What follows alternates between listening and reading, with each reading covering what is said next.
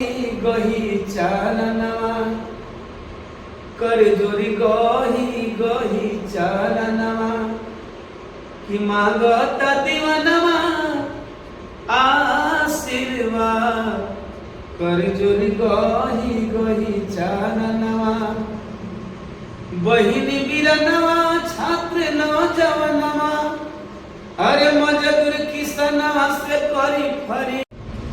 नमस्कार, आप देख रहे हैं साइडर लाइव और मैं कुमार।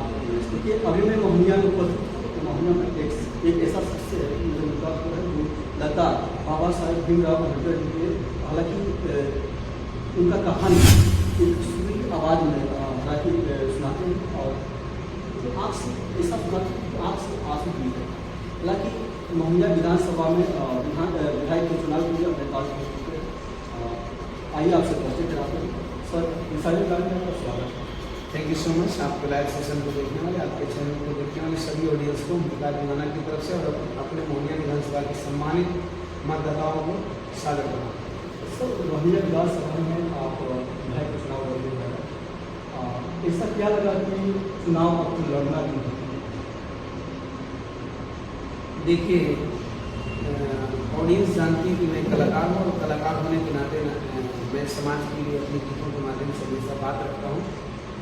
लेकिन मुझे ऐसा लगा कि जो बात मैं रखता हूँ लोग सुनते हैं, ऑडियंस को बात समझ में आती है, लेकिन उन बातों को लागू मैं नहीं कर पा रहा हूँ, क्योंकि लागू हमेशा शासन प्रशासन और मंत्री विधायक ही करते हैं। तो मुझे लगा कि जिन बातों को मैं गीतों के माध्यम से समाज को बताता हूँ, समाज को समझाता हूँ और समाज उसको समझने में कामयाब भी होता है, तब मेरी एक अच्छी खासी फैन फॉलोइंग है। तो मुझे लगा कि नहीं, मैदान में आना चाहिए और पब्लिक का प्यार मिलता है, पब्लिक का प्यार मिले इस विधानसभा मोहनिया से। तो as a Bahujan Samaj party के प्रत्याशी के रूप में अगर जनता मुझे चुनती है तो जिन बातों को मैं गीतों के माध्यम से लोगों को समझाता हूँ, उन बातों को मैं अमल करूँगा और उन चीज़ों को लागू करने का प्रयास करूँगा। इसलिए मैं चुनाव मैदान में। एक और सवाल, आपको बहुत सारा जगह मोहनिया ही, देखिए बहुत सारा जगह था, मोहनिया ही मैंने क्यों चूज किया? क्योंकि मोहनिया मेरा घर है, मोहनिया को मैं बेटा हूँ, मोहनिया में मैं जन्मा हूँ, मोहनिया में मैं पला हूँ, बड़ा हूँ। अगर मेरी जो भी पहचान बनी है मोहनिया के लोगों की वजह से बनी है। सबसे पहले हमारे गांव के लोगों ने मुझे दुलार दिया, इसके बाद गाँव से पंचायत में, पंचायत से प्रखंड में, प्रखंड से और प्रखंड तहसील विधानसभा थाना सब कुछ मेरा मोहनिया है, इसलिए मैंने मोहनिया के मैदान को चुना। सर, एक और बात, जिस तरीके से आप मैदान में चले युवा के लिए, तो बहुत सारे युवा, इसके लिए क्या? देखिए, एज ए प्रतिनिधि केवल एक वर्गों के लिए नहीं सोचा जा सकता, चाहे युवा हो, बुजुर्ग हो, बच्चे हों, माताएं बहनें हों, सबके लिए एक सोच है कि सबके लिए अच्छी सुविधा दी जाए, सबको अच्छी व्यवस्था दी जाए, रोजगार, एजुकेशन, स्वास्थ्य, इन चीज़ों पे फोकस होगा सबके लिए। सर, यहाँ के अभी स्थिति साफ को खराब कार्य कैसे शुरू है? जो यहाँ के सबसे बड़ा शिक्षा है, जो आपकी शिक्षा वो शिक्षा कैसे शुरू करेगा? गरीब के बच्चा, हालांकि बहुत मसला है कि जो गरीब के बच्चा है जाके सरकारी स्कूल में पढ़ते हैं तो आपको पढ़ाई नहीं है, और जो धनी लोग हैं जिसके पास पैसा है वो प्राइवेट स्कूल में इंग्लिश मीडियम से पढ़ाते हैं। आपको तो सर आजकल इंग्लिश मीडियम हो रहा है, इस पर क्या सोचें? देखिए, हमको और आपको दौर याद करना होगा कि आज जिनके बच्चे जा कर के कन्वेंट विद्यालय में पढ़ते हैं, उनके पेरेंट्स कभी सरकारी विद्यालय के स्टूडेंट रह चुके हैं। उन पेरेंट्स को और उन सभी टीचरों को सोचना होगा कि अगर ज़माने में जब भारत इतना विकसित नहीं था, भारत का हर लोग इतना विकसित नहीं था, सबके पास इतना पैसा नहीं था, ये सरकारी विद्यालय नहीं होते, तो फिर क्या वे लोग कन्वेंट विद्यालय में पढ़ पाते? और क्या जिस ओहदे पे आज बच्चों के पेरेंट्स हैं, क्या उन बच्चों के पेरेंट्स को वो ओहदा मिल पाता?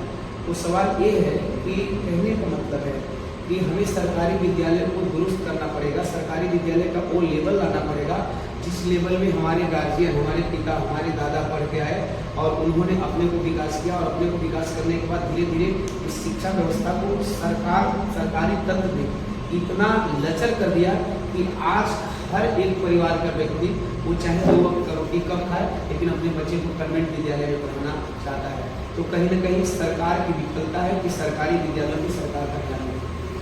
सबसे सर बहुत बड़ा वजह ये है, बहुत सारा जो गरीब जो लड़के हैं दास हैं, इसकी वजह से कि जो खुद उसमें जो टीचर जो अपना लड़का को इंग्लिश मीडियम में बाहर देता है पढ़ने के लिए, और वही गरीब का लड़का आता है अच्छे से मतलब खाली खिलाने में मजा है। देखिए, इसका मैं जवाब पहले ही क्वेश्चन में दे चुका हूँ कि वही प्रॉब्लम है, सरकार की विफलता है, और सरकार की विफलता की वजह से सारी समस्याएं आ रही हैं। सर बहुत सारे लगाया जाता है, क्या अभी इसका आवाज़ उठाएंगे या? मैंने बोला कि मैं शिक्षा, स्वास्थ्य, रोजगार सारे मुद्दों की बात करूँगा। अगर पब्लिक मुझे चुनती है तो जिस तरह से मैं गीत के माध्यम से हमेशा सरकार को कटघरे में रखता हूँ, उसी तरह से पक्ष में रहा तो भी और विपक्ष में रहा तो भी, या एज ए विधायक रहा तो भी, इसी तरह से इस मोहनिया विधानसभा के लोगों की समस्याओं को मैं सदन में उठाने का हर संभव प्रयास करूँगा। सर लास्ट सवाल चाहेंगे सर, जो अपने मोहनिया विधानसभा के जो लोग उनके लिए एक छोटी सी सुविधा आशा है। देखिए, मैंने अपने विधानसभा के लोगों के लिए एक अपील की कराई है, और मुझे विश्वास है, आशा है, मैं आश्वान हूँ कि लोगों ने मुझे स्नेह दिया है, बचपन से मुझे बुलाया है, बचपन से मुझे प्यार दिला दिया है। अगर आज जो भी हूँ तो अपने ऑडियंस और अपने मोहनिया विधानसभा के लोगों की बदौलत हूँ, और चाहे जिस भी समाज के ऑडियंस है, जिस समाज के वोटर है, सबका मुझे प्यार मिलता है।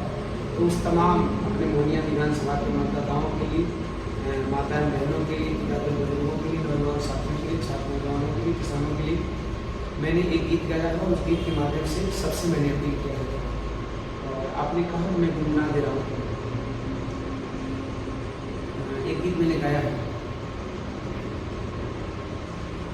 अरे कर जोर गही गही चालनवा, कर जोर गही गही चालनवा, कि मांगता दीवानवा आशीर्वाद, कर जोर गही गही चालनवा, बहिनी बिरनवा छात्र नौजवानवा, अरे मजदूर किसनवा से करी फरियाद, कर जोर गही गही चालनवा, मांगता दीवानवा आशीर्वाद, कर जोर गही गही चालनवा। एक स्पेशल लाइन अपने ऑडियंस